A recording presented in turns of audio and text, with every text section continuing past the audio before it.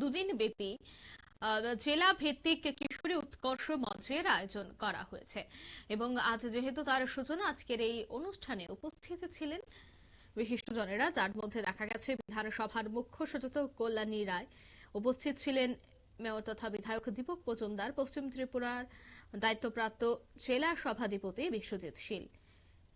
এসিটিআরটির অডিটোরিয়ামের কুঞ্জবনে এই বিশেষ দুদিন ব্যাপী জেলা ভিত্তিক কিশোরী উৎকর্ষ মঞ্চের আয়োজন করা হয়, যেখানে বেশ কয়েকজনকে সংবর্ধনাও প্রদান করা হয়।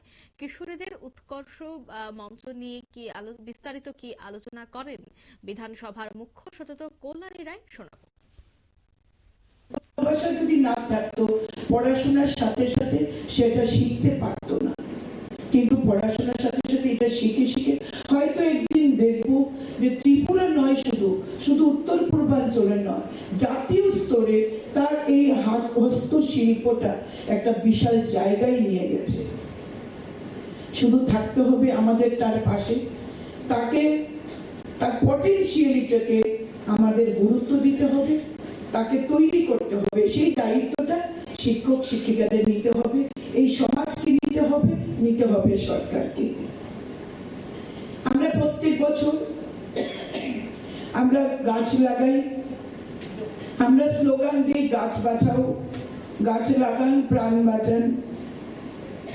এই গাছকে বাঁচাতে হলে আমাদের যে বিষয়গুলো থাকা দরকার, জানা দরকার যে জল অত্যন্ত আবশ্যক, জলই জীবন।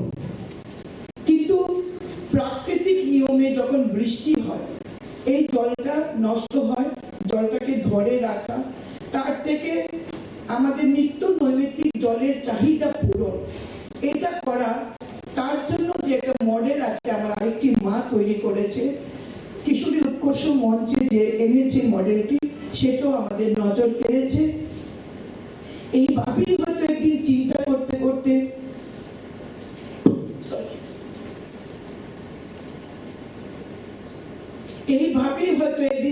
করতে করতে স্যার জগদীশ চন্দ্র বসু আবিষ্কার করেছেন, আইজ্যাক নিউটন আবিষ্কার করেছেন, একটি আপেল স্বাভাবিক নিয়মে গাছ থেকে নিচে পড়ে, যে কোনো ফল গাছ থেকে নিচে পড়ে, আমরা কখনো চিন্তাই করিনি।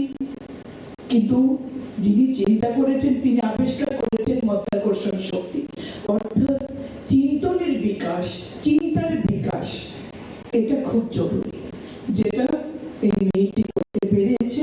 এবং কিভাবে প্রাকৃতিক নিয়মে যে জলগুলো আমরা পাই বছরে কয়েকটা দিন, সেই জল।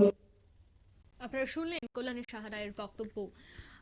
আগরতলার কুঞ্জবন স্থিত এসসিআরটির অডিটোরিয়ামে কিন্তু এই অনুষ্ঠানটির আয়োজন করা হয়েছে এবং এই অনুষ্ঠান থেকে একে একে প্রত্যেকে তাদের মূল্যবান বক্তব্য তুলে ধরেন। তবে ডিস্ট্রিক্ট লেভেল কিশোরী উৎকর্ষ অভিযান কিন্তু গোটা রাজ্য জুড়েও পালন করা হচ্ছে। নিয়ে নিচ্ছে ছোট্ট একটি বিজ্ঞাপন বিরতি, সঙ্গে থাকুন।